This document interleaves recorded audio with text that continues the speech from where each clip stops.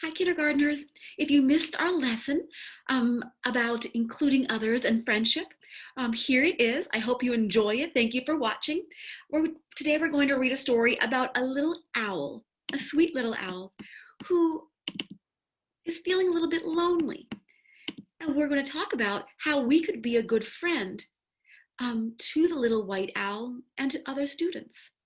I hope you enjoy this sweet little story. Here we go. Once there was a little white owl who lived all by himself in the snow. He didn't have a mommy, he didn't have a daddy, he didn't even have a name. So already I'm thinking, what does that feel like? Not to have a mommy or a daddy or even a name? Then the story goes on, but he didn't really mind too much. It had always been like that, and his head was full of happy stories. So he's got some stories that keep his mind busy. Sometimes he was a brave white knight, and sometimes he was a snowflake. Sometimes he was a rocket blasting off to the moon. But every night at bedtime, he sat with on his favorite branch, nibbling some toast spread with strawberry jam and counting the stars by himself. So there he is with his little toast and his little jam, counting the stars. But how do you think he's feeling? Yeah, I think so too. I'm guessing that he's feeling lonely. I think that's how I would feel. Then one day he looked at the big blue sky that stretched out forever and he said, I wonder what's out there. So he packed his teddy and his clock and decided to go see the world. For days, the little white owl flew over oceans and deserts. He spotted the prettiest trees sprinkled with tiny jewels. Wait a minute, jewels? Jewels are like diamonds and rubies and sparkly things? I don't know if they're jewels. So he says, but wait, these jewels had beaks. They were owls, lovely owls, owls just like him. Would anyone like a bite of toast? He said. He's so sweet. But the lovely owls sat quietly. They didn't want to spoil their feathers. How very plain you are, groaned the green one. Oh, no colors at all, sniffed the dotty red one. You don't belong with us. Go away. Can you believe that, boys and girls? Go away. How do you think the little owl feels now? Yes, now he's not only lonely, but he's sad. They hurt his feelings. But the little white owl has such a big heart. He keeps trying to be their friends. But I do have colors, cried the little white owl, here in my heart. And bumping up and down in me are lots of happy stories. I'll share them with you if you want me to. How sweet. They were not nice to him, but he is still trying to be kind to them.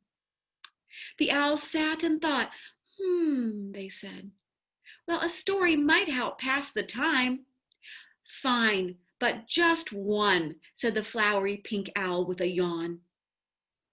Okay, so they're going to listen to one, but they're not going to promise to be his friend. So the little white owl swung on a branch with his teddy, and he munched his toast, and he shared a happy story. Ah, breathed the blue owl dreamily when the little white owl had finished. The other owls all glared at her. Oops, sorry, she blushed, but couldn't we have just one more? Oh, one of the owls likes the story. One of the owls wants to hear more. So the little white owl closed his eyes and magical stories came pouring out from his heart. Colorful tales of castles and knights and dragons with fiery breath, and blasting through moonbeams and counting bright stars and tumbling down like snowflakes. What amazing stories. Slowly and rather to their surprise, the owls began to smile. Ah, they breathed. Then suddenly, more, cried everyone. So the little white owl told more stories and then he checked his clock. Oh gosh, I have to go, he gasped, back to my sparkling home. I need to feel the snow and count the stars. But then a blue wing fluttered and a tail of dotty red began to twitch. Take us too, cried the pretty owls, sweeping into the sky. We want to feel your fluffy snow and count your sparkly stars and play and laugh and tumble just like you. What? They want to spend some time with him? What? They even want to go to his home and see where he lives? I bet the little owl is feeling very happy right now. Let's see what happens. So the little white owl led them home, where they tumbled and twirled on the ice. Like splashes of rainbow, they speckled the snow, their colors brighter than ever. Look at the fun they are having. And this happened because they included everyone. The little white owl said, come with me, you're welcome. They said, let's get together. It's so much nicer when we're together. Later, they huddled together and sipped warm cocoa. Tomorrow, when we fly home, said the blue, the white clouds will remind us of you. Promise you'll visit very soon. I promise, smiled the little white owl, and you can tell me all your stories. Then he snuggled up on his favorite branch and was soon dreaming happy dreams as a huge silver moon lit the deep dark sky that stretched on and on forever. And I love this last page of the book. Look how happy and peaceful everyone is when we include each other and we are kind to each other. So I want us to be able to be good friends, like that little white owl. I try to be like that little white owl every day. And I ask myself, how can I be a good friend? And one way to do this is by showing empathy. And that's trying to understand how someone else is feeling and trying to help them. So, good friends do things like help each other, they're nice to each other, they share, they play together, all these cool things. So what would you do if this was you? I'm going to try not to block us out. What would you do? Is this a good choice or a not good choice as a friend? I shared my crayons with a classmate who couldn't find her crayons. Thumbs up or thumbs down? I hope you would share your supplies and your crayons, boys and girls. Next one. Kids were laughing at a student, so I told them to stop. Good friend? Yes, you got it. Standing up for someone, making sure they're not picked on or teased or made fun of. You could tell them to stop, or you could go find a grown-up, and the grown-up could help too. I saw a girl who was sad, so I asked her if she was okay.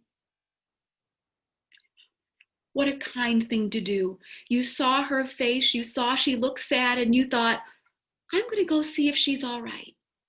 That's a good friend. I saw a girl sitting alone at lunch, so I sat by her. Because think of how that little girl all alone feels, just like our little white owl. If you would go sit by her, that would make her day. That would fill her bucket so high. I told a boy that he couldn't play with us at recess. Look how sad that little boy feels. When we don't let others play, that does hurt their feelings. Kids were leaving a girl out, so I asked if she wanted to play with me. That little girl, the little girl with the blonde hair, if you would say, hey, do you want to play with me? Do you want to hang out with us? That would make her day. The new kid was all alone on the swings, so I got on a swing and talked to him. That would be a lovely thing to do. You see someone and think, wow, what could I do to fill his bucket? I pushed a kid because he made me mad. No, that's not how friends solve problems. There are so many other ways. We could use our words and say, hey, that made me upset. That made me mad when you did that. And can we fix it?